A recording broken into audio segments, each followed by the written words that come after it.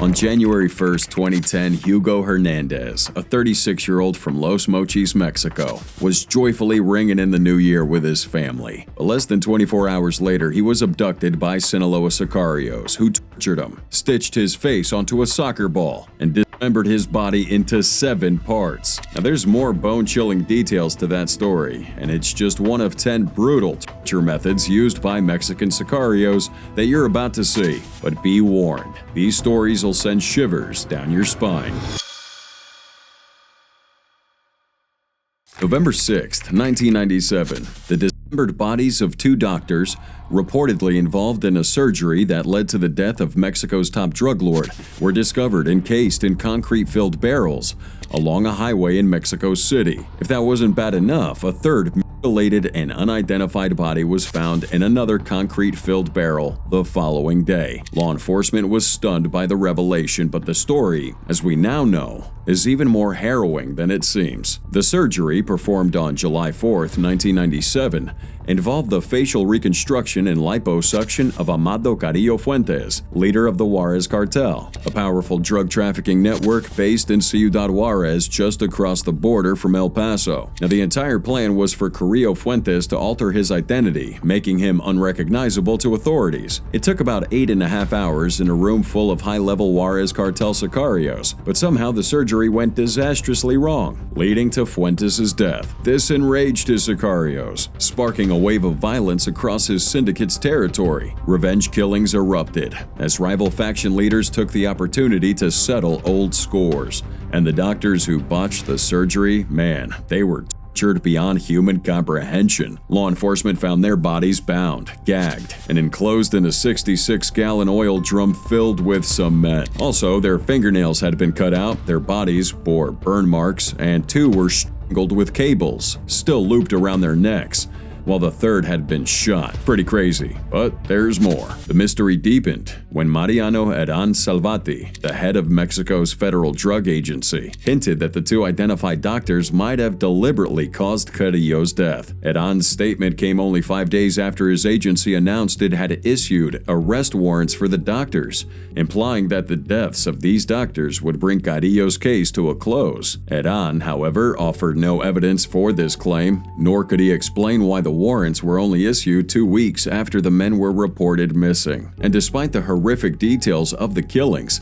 and the disturbing images of the bodies, the discovery of their concrete tombs came as little surprise to many in Mexico, and we'll explain why. You see, for years, Mexican cartels have turned to liquid concrete as a go-to method to dispose of victims' bodies, and the reason behind that is that it makes identification nearly impossible and delivers a strong message to anyone watching, be it rivals or law enforcement. In some of the most horrifying cases, this goes beyond just hiding a body. Victims are actually buried alive, trapped as the cement hardens around them. As that air runs out, their hearts weaken, and they're forced into a slow, agonizing end. It's a pretty brutal way of sending a message that's impossible to ignore, a mark that speaks louder than any threat. Sure, surgeries can go wrong every now and then, so you might think that these doctors didn't deserve such a brutal fate, right? But here's a twist for you. Carrillo Fuentes didn't die from a routine error. He died from a lethal overdose of anesthetics and dormicum, far beyond a typical dose, suggesting that these doctors may have wanted him dead. Adding to the intrigue, it appeared they had ties with the Mexican government, as authorities claimed the doctors were in hiding just after Carrillo's death. Meanwhile, Juarez sicarios were savagely torturing him. And at this point, I'm sure you'll all agree with us that this case is shrouded in a lot of mystery. But one thing is clear, those doctors met an unimaginably horrifying end.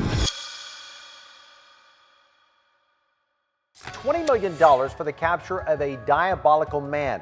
Tonight, the feds are putting the pressure on to find the cartel leader who tortured and murdered a local DEA agent.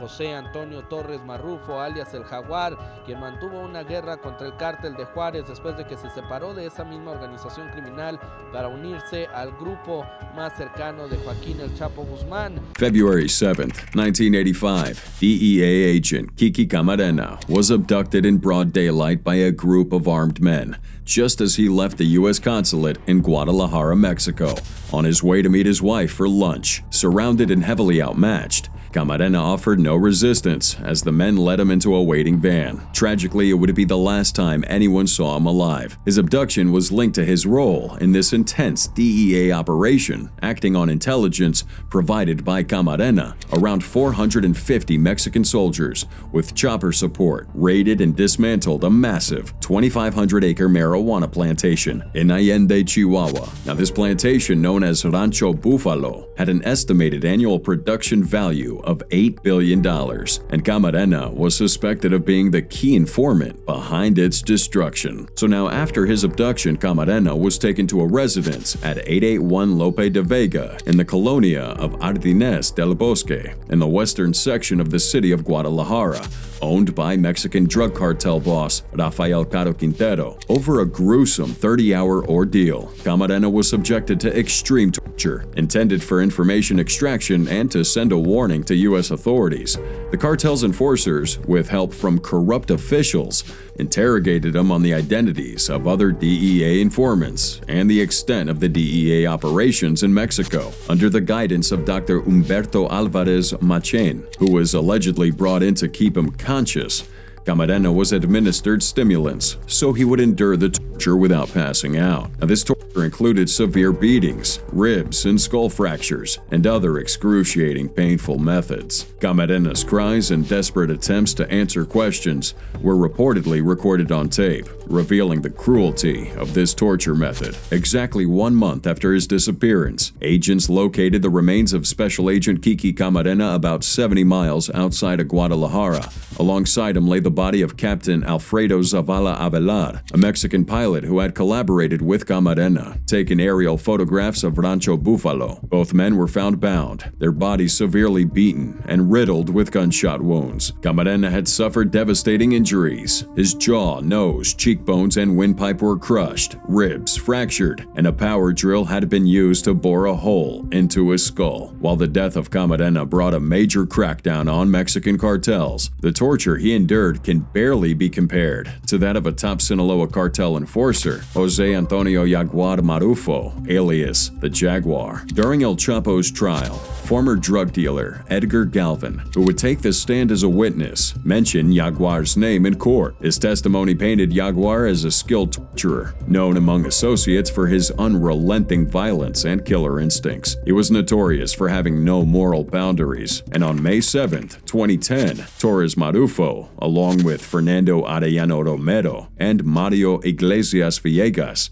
working under the orders of Joaquin Guzman and Ismael Zambada, plotted to abduct and murder a U.S. citizen with 2 of his relatives. Marufo instructed an individual in El Paso to travel to a wedding in Juarez to identify a specific target, the groom, a U.S. citizen from Columbus, New Mexico. Acting on Marufo's commands, the groom, his brother, and his uncle were kidnapped during that ceremony, right in front of guests who had gathered in celebration. Now, their fate was sealed, because after being tortured, the 3 men were found dead, left in a bed of an abandoned pickup truck in Juarez days later. Shockingly, a 4th person was also killed during the wedding abduction. According to the U.S. Justice Department, Marufo once raided a wedding in Mexico with his men to seize the bride, her brother, and the groom's uncle, ripping them away from an event that had just moments before been filled with tears of joy. Although the exact reason for the violence is unclear, we know that the groom was a U.S. citizen. Marufo specialized in kidnapping enemies, often leaving their dismembered bodies for all to see as a gruesome message. Sometimes he didn't even bother to hide them. A report from the Justice Department detailed Marufo's cruelty, noting his tendency to publicly display his victims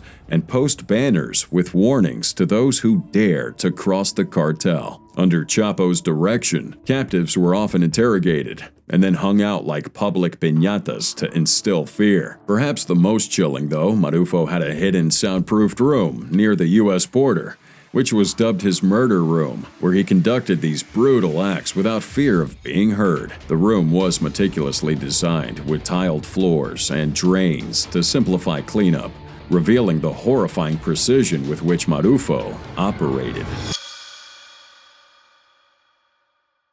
A former drug dealer who says he worked for El Chapo testified the alleged drug kingpin shot a man, then ordered his crew to bury him alive. Buen día, grupo. Sometime in 2006 or 2007, Ismael Zambada, a top leader of the Sinaloa cartel, captured a rival Arellano Felix cartel member and delivered him to Joaquin El Chapo Guzman.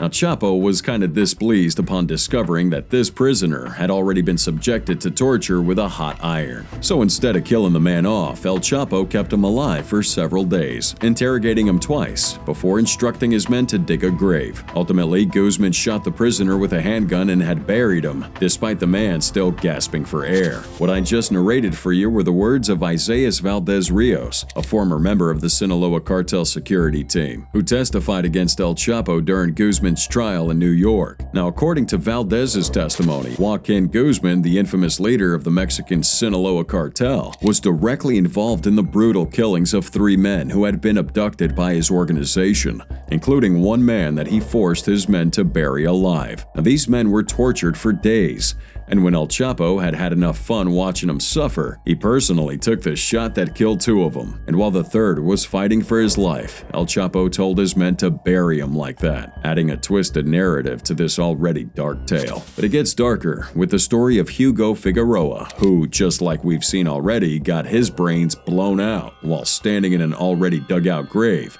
reserved for his corpse. January 31st, 2019. Businessman Hugo Figueroa, nephew of the famous singer Juan Sebastian, was found dead in Michoacan after being kidnapped during a rodeo at the Plaza de Toros La Aurora in Tarimbaro. According to Hugo's relatives, the kidnapping followed a shootout, prompting authorities to launch this investigation. And while ongoing, a video surfaces on social media showing what appeared to be the moment Figueroa was brutally executed. Here's the clip.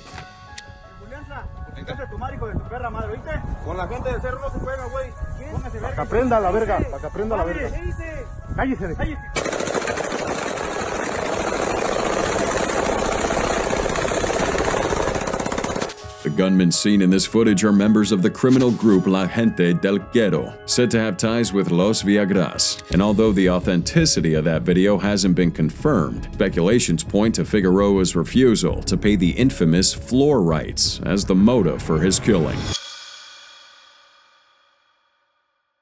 This disturbing footage captures El Mencho's hitman consuming the organs of a victim as he suffers in his final moments. Jesus. That footage began circulating the internet on August 22, 2020, and the victim was said to be a member of the Tebalcatepec Cartel, a rival organization to El Mencho's criminal empire, the CJNG. Now, in this video, an individual is seen removing an organ from the victim's torso and consuming it, while other CJNG enforcers are heard shouting the words, "So you know we're Jalisco's. We're coming for you, the Becas. Just 4 letters. Just Mencho's people. Only new generation." This incident is said to have occurred in Michoacan, one of the strongholds of the CJNG, yet this wouldn't be the only time that such cases of brutality would be recorded. In 2017, numerous reports surfaced of Mexican cartel initiation rituals involving the consumption of human flesh. They teach these new recruits how to sever human fingers and toes, and how to keep the victim alive and conscious enough to maximize their suffering. Then they're forced to consume these human parts, including organs, in front of cartel leaders without showing any emotion. Anyone who refuses is beaten and killed. They instantly become prey as fellow recruits dismember and behead them on the spot, while survivors of these depraved rituals are welcomed into the cartel with a celebration involving drugs and prostitutes. It just has to leave them permanently damaged. August 11th, 2023, a tight-knit group of childhood friends, Jaime Adolfo Martinez Miranda, Dante Cedillo Hernandez, Diego Alberto Lara Santoyo, Roberto Olmeda Cuellar, and Uriel Galvan Gonzalez, got together at their usual hangout, the San Miguel Lookout in Lagos de Moreno, Jalisco, Mexico. Now, they sent out their last message at 10:55 p.m., letting everyone know they were on their way home. But after that, things took a turn for the worse, plunging their families into a nightmare of worry and grief. These guys, aged 19 to 22, had just come back from a festival in town, hoping to celebrate and have a good time. However, they were abducted by members of the Sinaloa Cartel, and it was actually Diego's sister, Magayi Lara, who raised the alarm when they didn't come back as expected. Then came the really horrifying part. A few days after their disappearance, a shocking video started making rounds in Mexico, showing two of the young men lying face down, bloodied, while one of their friends seemed to be forced into committing violence against another. There's even someone off camera throwing a brick at one of the guys, urging him to use it against his friend. Reports say that one man was being made to sever his friend's head with a knife. Absolutely devastated. The families recognized their loved ones from their clothes and appearance in the video. Details about what happened to the friends are pretty murky, but all signs point to organized crime being involved. The video had the label Puro MZ, which is linked to Mayo Zambada, the notorious leader of the Sinaloa Cartel. Plus, one of the men's cars was found burnt on a highway known for cartel activity, connecting Lagos de Moreno and Encarnacion de Diaz, a hotspot for clashes between the Sinaloa Cartel and CJNG. Eventually, investigators found 4 bodies in a building close to where the friends were believed to have been taken. News outlets showed a photo of 5 friends gagged and kneeling, their faces battered and bruised. As for the 5th friend, his remains were thought to be found in a burning car before the decapitated bodies were discovered. The sick thing here is that those cartel hitmen made all 5 teenagers kill themselves. This torture method is one of the most terrifying tactics employed by cartels. They use extreme psychological manipulation to break down their victims. Victims are often subjected to relentless threats against their families, or are even forced to witness the suffering of others, stripping away any sense of hope. Once their psyches are broken, the hitman might hand them a weapon and compel them to pull the trigger on themselves. But as heartbreaking as this is, it wasn't the first time cartel sicarios would pull off something that heinous. In 2010, the Zetas abducted men from dozens of passenger buses, forcing them to fight each other with sledgehammers. Well, that resulted in the death of over 100 men. Most had their skulls crushed, and many were Central American migrants. We've seen that psychological torture can be a brutal method, but the next one we're about to explore will have you gripping the edge of your seat.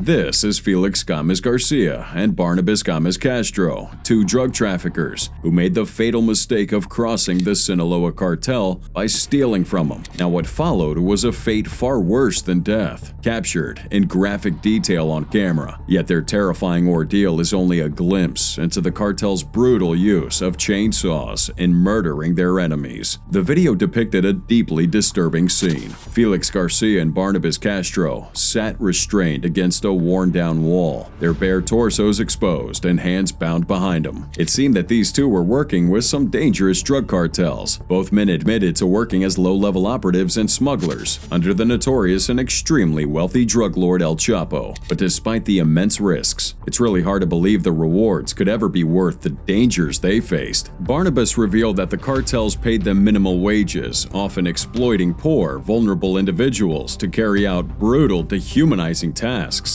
that often come at a high personal cost. For their final assignment, the 2 men earned a mere 300 pesos. That's around $21, which in no way equals to the amount of danger they put their lives in. Now, in their final moments, the 2 men were interrogated by a group of cold-blooded individuals who filmed the ordeal as if it were a twisted spectacle. Weak and visibly drained of hope, the men answered each question, resigned to their fate. Their subdued responses may have reflected their defeated spirits, although some say they had been forced to consume drugs to suppress any resistance. Now, as the execution began, neither man attempted to resist. It was as if they surrendered to death. Even the sharp, jarring sound of the chainsaw failed to break their trance. For anyone with a trace of empathy, this scene might have inspired mercy. But the man dressed in military fatigues, approaching Barnabas Gámez Castro with a chainsaw in hand, showed none. Felix, his nephew, sat motionless as his uncle's blood splattered over him. He stayed still, awaiting his turn, without realizing a far more torturous fate awaited him. When they were done with his uncle and then turned to him, they dropped the chainsaw and decided to use a knife, sawing through his neck as life slowly slipped away from his body. The message behind their deaths was clear, but it was hardly the last time the Sinaloa cartel would wield a chainsaw to silence their enemies. In 2021, a Sicario faction of the Sinaloa cartel controlled by El Mayo bound a victim to a chair and questioned him as a videographer filmed from a distance. Moments later, the unmistakable sound of a chainsaw filled the air, a noise more familiar to Canada's pine forests than Sinaloa's arid deserts. Much like the absence of baseball players in Scotland's tough landscapes, lumberjacks are scarce in the deserts of Sinaloa. So if you ever hear the roar of a chainsaw in these surroundings, it's best to get as far away as possible.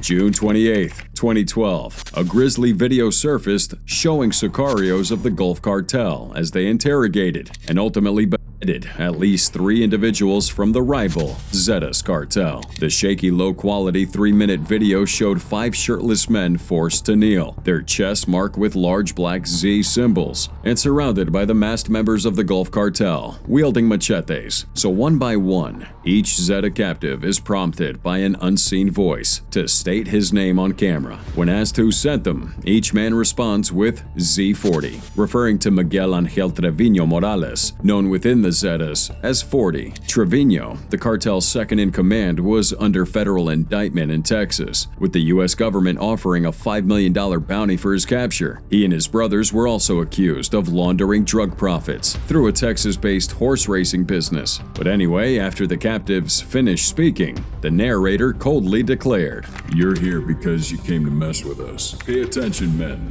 With that, the execution begins in a slow, brutal display as machetes come down on the victims who plead for mercy, while the narrator's chilling words continue. "This is how all of your will end." The video ends with the Gulf Cartel members holding up 3 decapitated heads for the camera, as the narrator remarks approvingly, "Very good, very good." Similar to this chilling event, another video surfaced showing the of several Zetas cartel hitmen. The video opened with a chilling message that read, "Do something for your country. Kill a Zeta." Then the 5-minute clip, which has since been removed from YouTube where it was originally posted, showed a man bound to a chair, wearing only his underwear and staring into despair into the lens of the camera. The letter Z was marked on his chest, along with a threat to Heriberto Lascano, a suspected leader of the Zetas. Through interrogation, an unseen questioner repeatedly asked the man about the February 6, 2007 murder of 5 police officers and 2 secretaries in Acapulco, and after several punches, the man confesses to his involvement. He is then strangled and beheaded before the video ends with the words, "Lascano, you're next." September 2013, a local congressman in Mexico was brutally hacked to death with a machete by a group of armed men as he was being interviewed by a journalist. The congressman, Osvaldo Esquivel Lucatero, was in his car giving an interview when unidentified attackers forced both him and the journalist outside before launching a fatal assault on the politician. As for the journalist, well, he managed to survive the attack. Initially, authorities weren't sure who carried out the attack, but considering it occurred near Apatzingan, a city widely recognized as a stronghold for drug cartel activity within Michoacan, it became evident that Mexican cartels had a hand in Lucatero's brutal murder. But why would they want him dead? Well, from what we know so far, it must have been politically motivated, given that Lucatero served as a state congressman and was affiliated with the left-leaning party of the Democratic Revolution, which had previously governed Michoacan. Unlike Congressman Lucatero, our next victim faced his killers with defiance, leaving him with chilling threats of his own before they claimed his life. The victim, a CJ&G Sicario, delivered a chilling message to his abductors, warning him that his brothers would come after him. But just moments later, one of the hitmen savagely decapitated him with a machete, holding the severed head up to the camera, and declared,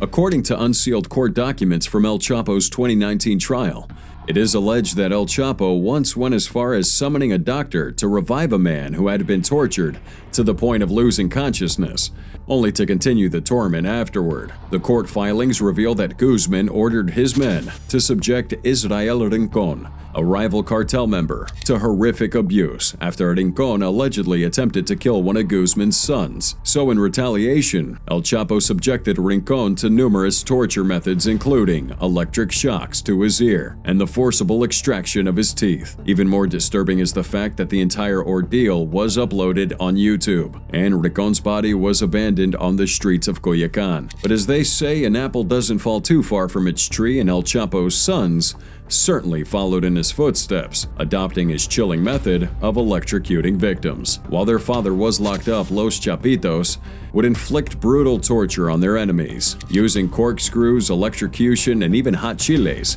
and some reports say that they even fed some to tigers, dead or alive. Now, how it usually went down was something not far from this. Los Chapitos would interrogate rival traffickers, law enforcement officials, and loyalists to other factions at Ivan Archibaldo Guzman Salazar's ranch in Navolato, Sinaloa.